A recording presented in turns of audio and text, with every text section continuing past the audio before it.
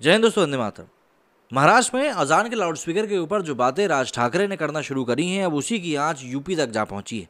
और यूपी में योगी आदित्यनाथ की सरकार है, जहां पर देखा गया कि वो ऐसा राज्य रहा जिसमें किसी प्रकार की कोई भी हिंसा नहीं हुई।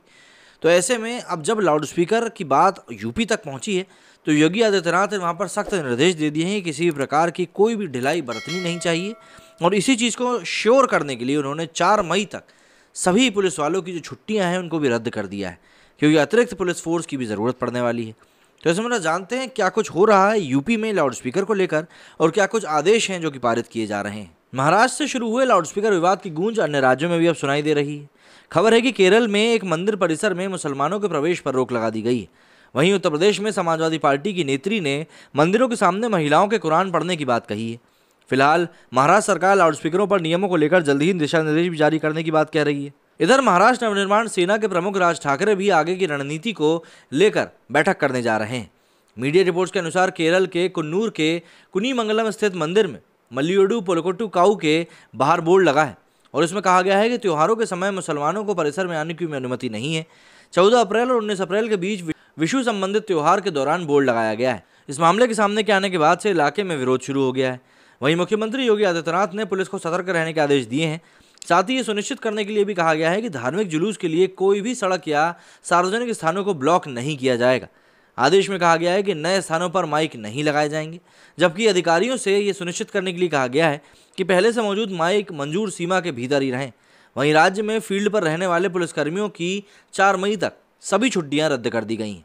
अलीगढ़ में प्रशासन ने कहा है कि लाउडस्पीकर पर धार्मिक घोषणा करने की नई अनुमति नहीं दी जाएगी। अगर कोई लाउडस्पीकर का इस्तेमाल करना चाहता है तो उन्हें मजिस्ट्रेट से अनुमति लेनी होगी। इलाके के हालात की समीक्षा और पुलिस रिपोर्ट पर विचार के बाद संबंधित विभाग अनुमति देगा। समाजवादी पार्टी महिला मोर्चा के अध्यक्ष रुबीना खान ने कहा कि अगर हिंदू कार्यकर्ता पहले की घोषणा के मुताबिक अलीगढ़ में 21 क्रॉसिंग पॉइंट्स पर हनुमान चालीसा का पाठ करेंगे तो महिलाएं मंदिरों के सामने कुरान पढ़ेंगी। इस टिप्पणी के बाद खान के खिलाफ एफआईआर दर्ज हो गई है। भीम आर्मी ने चुनाव आयोग और महाराष्ट्र पुलिस महानिदेशक को पत्र लिखकर राज ठाकरे के खिलाफ धारा 298 के तहत एफआईआर दर्ज करने की मांग करी है। पार्टी के राष्ट्रीय सचिव अशोक कामले ने अधिकारियों से मनसे का रजिस्ट्रेशन रद्द करने के लिए भी कहा है। मतलब समझ में नहीं आता। इसके आगे दिल्ली के जहांगीरपुरी में घटना के बाद यूपी को अलर्ट कर दिया गया है। योगी सरकार ने बिना अनुमति के धार्मिक जुलूस या फिर शोभा यात्रा के साथ ही माइक की आवाज़ को परिसर तक ही रखने का आदेश दिया है। सीएम योगी ने कहा कि अपनी धार्मिक विचारधारा के अनुसार सभी को अपनी उपासना पद्धति को मानने की स्वतंत्रता है। माइक का प्रयोग किया जा सकता है, लेकिन ये सुनिश्चित करना होगा कि माइक की आवाज़ धार्मिक परिसर से बाहर नहीं आनी चाहिए, जिससे अन्य लोगों को कोई असुविधा नहीं होनी चाहिए। यही नहीं, योगी के आदेश में यह भी कहा गया है कि नए स्थलों पर माइक लगाने की अनुमति नहीं दी जाएगी। सीएम योगी ने अधिकारियों को निर्देश दिए हैं कि आने वाले दिनों में कई महत्वपूर्ण धार्मिक पर्व त्यौहार हैं। रमजान का महीना चल रहा है, ईद का त्यौहार और अक्षय तृतीया एक ही दिन होने की संभावना है। ऐसे में वर्तमान परिवेश को देखते हुए पुलिस को अतिरिक्त संवेदनशील रहना होगा। थाना अध्यक्ष से लेकर एडीजी तक अगले 24 घंटों के भीतर अपने अपने क्षेत्रों के धर्मगुरुओं, समाज के अन्य प्रतिष्ठित जनों के साथ सतत संवाद बनाएं। सीएम योगी ने कहा कि तहसीलदार हो, एसडीएम हो, थाना अध्यक्ष हो अथवा सीओ, सभी को अपनी अपनी तैनाती के क्षेत्रों में ही रात्रि विश्राम करना होगा। शासकीय आवास है तो वहां रहें अथवा किराए का मकान लें, लेकिन रात्रि में अपने ही क्षेत्र में रहें। इस व्यवस्था का कड़ाई से अनुपालन सुनिश्चित कराया जाए। संवेदनशील क्षेत्रों में अतिरिक्त पुलिस बल की तैनाती की जाए। ड्रोन का उपयोग कर कंडीशंस पर नजर रखी जाए। हर दिन शाम के समय पुलिस बल को फुट पेट्रोलिंग करना जरूरी है। पीआरवी 112 दिन तक एक्टिव रहे।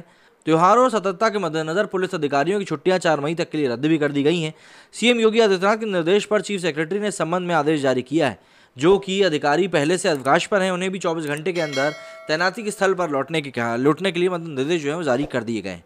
तो आप खुद ही समझिए कि किस प्रकार का माहौल जो है वो क्रिएट होता जा रहा है, सिर्फ कुछ एक हिंदू त्योहारों को टारगेट करने के बाद। मतलब आप समझिए ना कि भाई हिंदुस्तान में हिंदू अपना त्यौहार नहीं मनाएंगे तो फिर कहाँ मनाएंगे। मैं तो वही कहता हूँ। खैर, मेरे इस वीडियो फिलहाल इतना ही। जय हिंद, जय भारत।